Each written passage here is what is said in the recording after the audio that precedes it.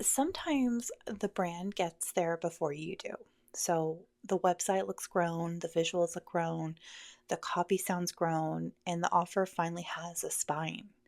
And then someone asks the price, and suddenly the founder is a 17-year-old again, trying to be impressive and unthreatening at the same time. That is the pattern. Your brand matured, but some part of you still making decisions from an older room. And that is what we're talking about today. Welcome to the Aligned Edit. I'm Veronica Dietz, founder of Taiki Digital Agency, diagnostic strategist, and growth advisor. This is a show where we look at the patterns that keep smart founders stuck and name them clearly enough that you cannot unsee them. This is the Aligned Edit. Let's edit the noise and look at what's actually happening. So, the actual pattern. And I want to be really clear about what the brand outgrew the founder actually means, because I think it's going to get used as a compliment when it really is just me being like, this is a diagnosis. So it's not about having a beautiful brand.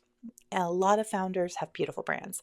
This is not the problem. The problem is when the brand is presenting one version of the business and the founder is still operating from a different, older, quieter, more apologetic one. So the brand says established and the founder is still asking permission. The brand says premium and the invoice says, please still like me. And the brand is giving CEO and the back end is giving group project at midnight, Timu paced together.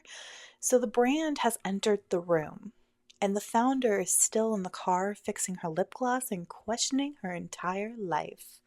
That's the gap, and that gap is hella expensive because the market sees one thing and then experiences another. People may not name it, but you feel it. The mismatch creates a drag, and the founder usually calls the drag a brand problem. But it's not, it's an identity gap. So she rebrands, and it happens again because the brand was never the issue.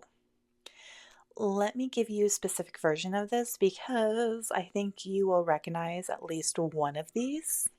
The premium brand with the bargain behavior. So, what does that look like?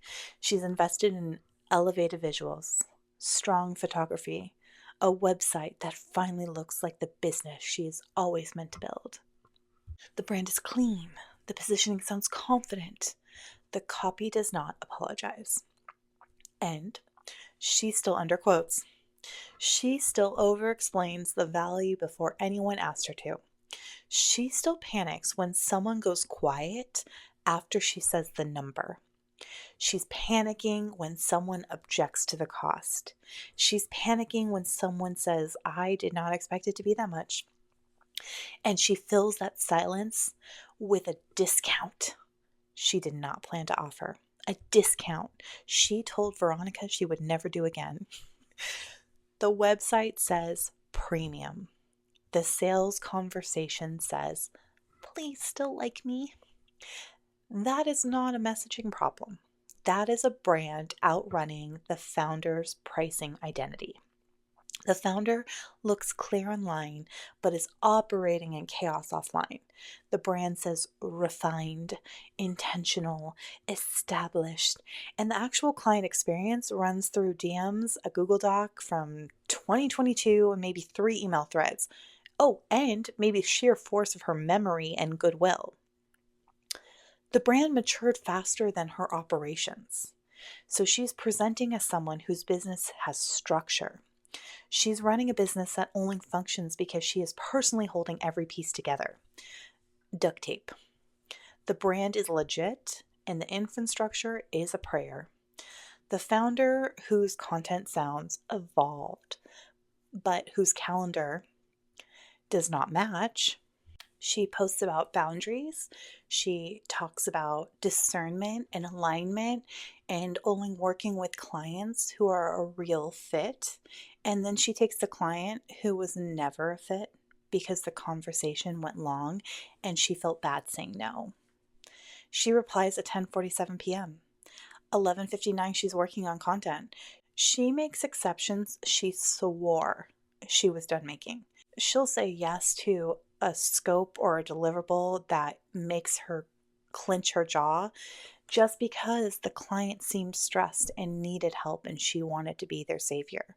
Her content has boundaries and yet her calendar does not. You can book with her anyway from 6 a.m. to 8 p.m. Every couple of years, she gets uncomfortable because the brand feels off. Something needs to change. So she rebrands, new color, new fonts, new positioning, new website. And each time the brand gets a little more grown, a little more polished, a little more elevated or accurate, but the decision making underneath is still staying the same because the rebrand was never really about a rebrand. And it was always about the discomfort of being seen as the person the brand was already describing. Sometimes the brand does not need another evolution, the founder does. So let me tell you about something personal because I think it's more useful than any framework I could come up with or share. There's often a version of you from a much younger moment still running the risk assessment for a business that has long since outgrown her. For me, the version was 17. At 17, you learn certain things about visibility and whether it is safe to be seen, about what happens when you are too much or not enough or both at the same time, about whether the room will receive you or use your presence against you. And those lessons, they don't live in your memory. They live in your reflexes. So you can build a brand that looks completely confident and clear and still be making every real decision from that 17-year-old girl trying to be impressive and unthreatening at the same time. Your brand may be 38 and your pricing reflex is still 17. Your offer might be grown. Your visibility response might still be trying not to get laughed at in the hallway.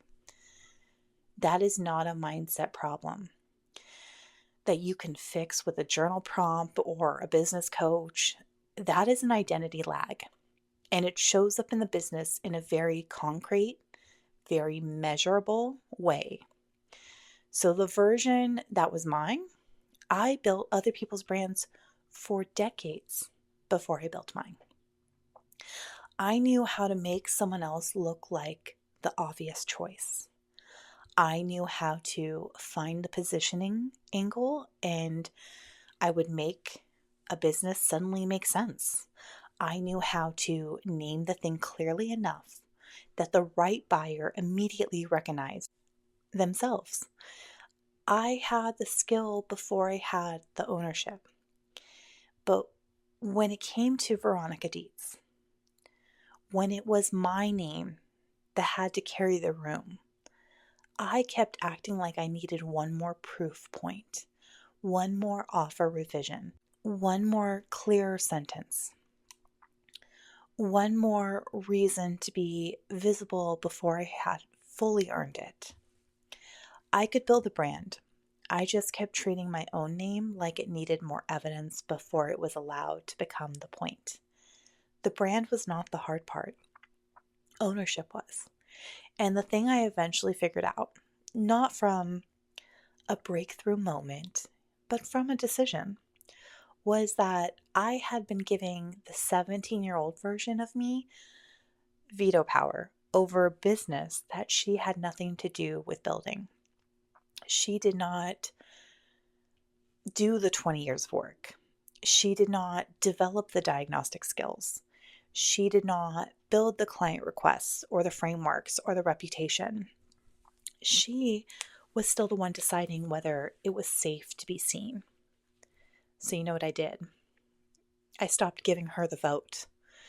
And not because I stopped having fears, because I stopped treating her risk assessment as the final word.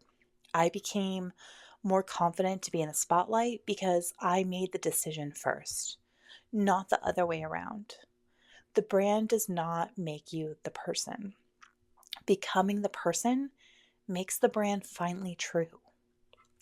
So the business cost here, let's talk about that, because I really do want to make sure that this does not just sound as a personal development moment, because the business cost of this is the true gap. When the brand outgrows the founder, the business sends mixed signals. And mixed signals are, guess what? Expensive AF. The prospect researches you, the brand impresses them, they reach out ready to buy, and then the sales conversation turns apologetic. They feel the mismatch and the hesitate. Of course, they're going to hesitate. And it's not because the offer is wrong, it's because the person presenting it does not seem to fully believe it yet.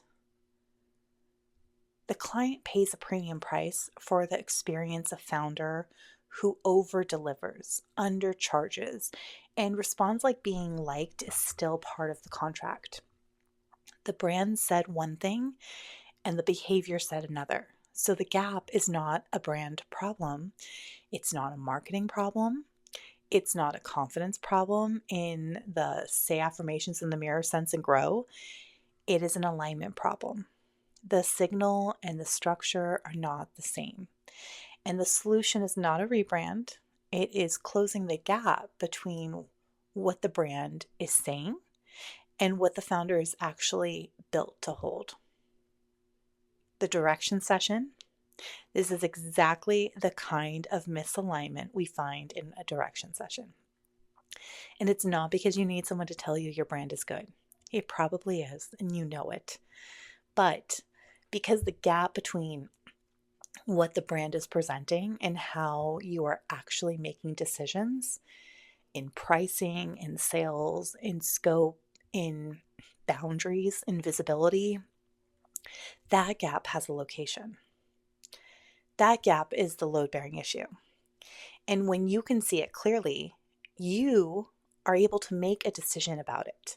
So a direction session is where we locate the gap between what your brand is saying and what your business is actually built to hold. That is the work. Not cheerleading, not brand strategy, diagnosis. Where is the brand ahead of the structure? Where is the founder's identity behind the offer? What decisions are still being made from an older self? And what needs to close so the business can actually hold the brand it's presenting? You can find it at veronicadietz.com. The direction session is 1 hour, diagnostic. It is the fastest way I know to find the gap. Name the decision and stop letting the old version of you run the room. I'll link it in the show notes, per usual. If you want to chit chat with me, my email's always open, or you can catch me on Threads at the Veronica Dietz. Your brand has become ready before your identity catches up, okay? This is not a failure. This is a very common, very specific, very solvable pattern. The next move is not another rebrand, I promise. And if it is, I owe you a coffee. It is becoming the founder your brand is already introducing. So stop giving the old version of you veto power over a business that she had no time in building. I hope you enjoyed this episode. It's such a pleasure to chit chat and leave these little voice memos for you in the internet void for you to collect. Until next time, which will be tomorrow. Talk soon.